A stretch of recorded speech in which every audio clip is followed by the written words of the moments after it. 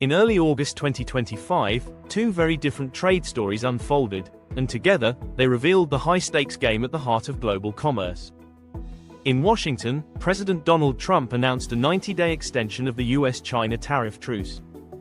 His administration framed it as buying time, securing promises of more US chip exports and energy sales to China.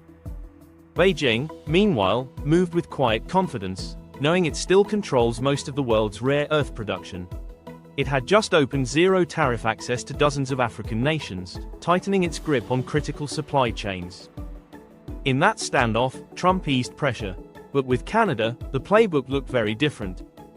Since August 1st, Canadian goods not covered by USMCA rules have faced a crushing 35% US tariff, up from 25% just weeks earlier. No exemptions, no extensions, and unlike Mexico, Ottawa received none of the breathing room that could blunt the impact.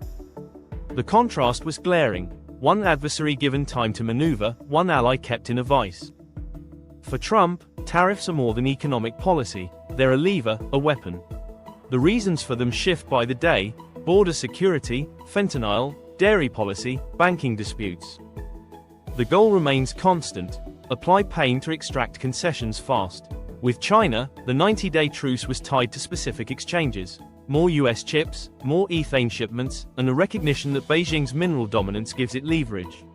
With Canada, there is no such easing. The sustained pressure looks designed to force Ottawa into concessions before any early reopening of USMCA. Prime Minister Mark Carney has refused to be drawn into a rapid tit-for-tat. Instead, his government is building a shield: over $1 billion in protections for the steel sector, procurement rules that favor Canadian metal, worker retraining programs, and infrastructure projects to stabilize supply chains. These moves aim to absorb the market shock and cut reliance on the US market. Canada's steel producers have already lost access to as much as 6.5 million tons of exports to the US since tariffs hit. The domestic strategy opens up 2 to 2.5 million tons in new Canadian demand, a first step in rewiring the system. Carney is also betting big on diversification. Europe is a natural partner. Under the Comprehensive Economic and Trade Agreement, most goods already move tariff-free. New talks focus on aligning industrial strategy in steel, aluminum, and critical minerals, sectors vulnerable to US tariff swings. The EU's 450 million consumers and stable regulatory environment offer a long-term counterweight to Washington's unpredictability. While Carney works the quiet corridors of diplomacy, Ontario Premier Doug Ford has taken the fight to US media. On CNN, he warned that Trump could reopen or even rip up USMCA years before its 2026 review. He called the tariffs attacks on the American people, pointing to over 37,000 US manufacturing job losses since April and $6.2 billion in new costs for the auto industry. Ford's approach is blunt and confrontational, designed to raise political costs for Trump inside his own borders. Carney's is measured, strategic, and patient. Together, they're running a dual-track defense: public pressure and behind-the-scenes leverage. Then came a shock from Europe. Trump imposed a 39% tariff on imported gold bars from Switzerland, the world's largest gold refining hub. The move stunned traders. Overnight, shipments between the US and Europe froze.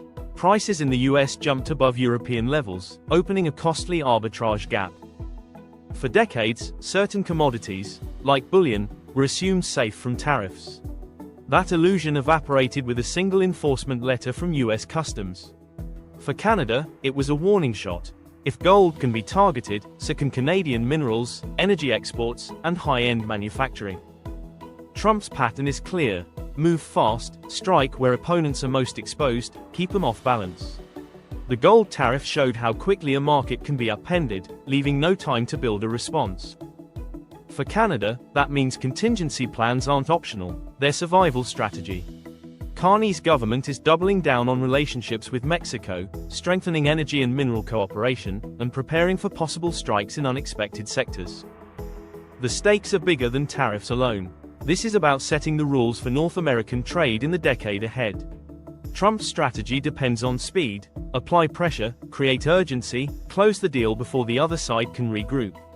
Carney's answer is endurance: reinforce at home, expand abroad, and wait until the balance shifts.